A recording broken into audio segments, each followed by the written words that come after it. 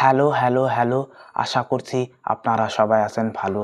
আজকের এই এপিসোডটি হবে আমাদের পার্শ্ববর্তী দেশ নেপালে বর্তমান যে রাজনৈতিক সংকট চলছে সেই বিষয়ে। আপনারা স্ক্রিনে এখন যে ভিডিওটিতে হাজার হাজার যুবক দেখতে পাচ্ছেন, এগুলো সবাই কিন্তু নেপালি যুবক এবং তারা রাস্তাঘাটে নেমে এসেছে নেপাল সরকারের করাপশনের বিরুদ্ধে প্রতিবাদ করতে। এখন আপনারা স্ক্রিনে যে ভিডিওটি দেখতে পাচ্ছেন, এটা হচ্ছে নেপালের পার্লামেন্ট বিল্ডিং এর। ওখানে এই প্রতিবাদকারীরা পৌঁছে গিয়েছে এবং আগুন লেগে দিছে। হঠাৎ নেপালে এমন কি হলো যে নেপালের যুবকরা হাজার হাজার তাদাতে রাস্তাঘাটে বেরিয়ে এসেছে এবং সরকারের বিরুদ্ধে প্রতিবাদ করেছে।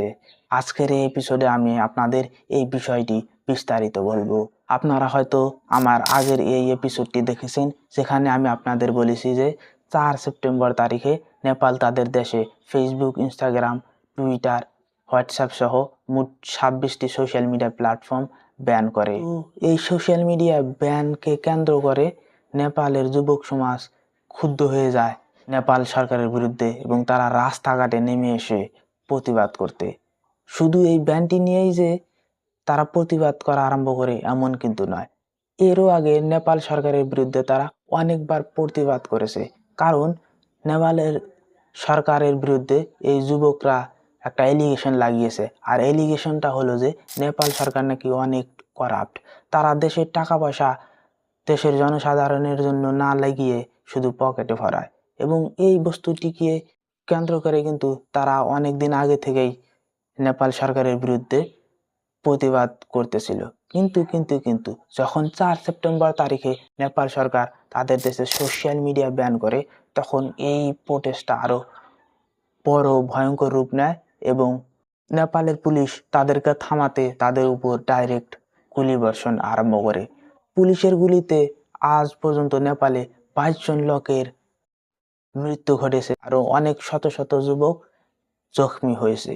যখন 22 জন যুবককে মেরে ফেলা হয়, তখন এই প্রতিবাদটি আরো ভয়ঙ্কর রূপ নেয় এবং তারা নেপালের যত মিনিস্টার ছিল তাদের ঘর পর্যন্ত পৌঁছে যায়, ইনক্লুডিং নেপালের পার্লামেন্ট বিল্ডিং, যেখানে তারা আগুন লাগিয়ে দেয়। এবং আগুন লাগানোর ফলে নেপালের এক্স প্রাইম মিনিস্টারের ওয়াইফের কিন্তু মৃত্যু হয়।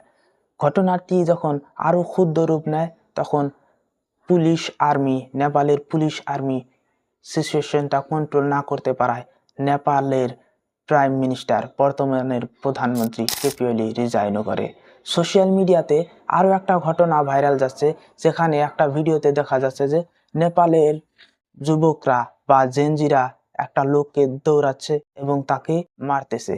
বিভিন্ন নিউজ চ্যানেলের পোর্টালে এসেছে যে এটি আর কেউ নয়, এটি হচ্ছে নেপালের বর্তমান ফাইন্যান্স মিনিস্টার। ভাবুন তো, প্রোটেস্টকারীরা কত ক্ষুব্ধ হলে ফাইন্যান্স মিনিস্টারকে দৌড়িয়ে দৌড়িয়ে মারতে পারে। তো আপনারা তো ইতিমধ্যে বুঝলেনই যে এই প্রতিবাদের ফলে বর্তমান নেপালের সরকারের পতন ঘটেছে। পরবর্তীতে নেপালের কি হবে? আপনাদের যদি কোনো মতামত থাকে তাহলে অবশ্যই কমেন্টে জানাবেন।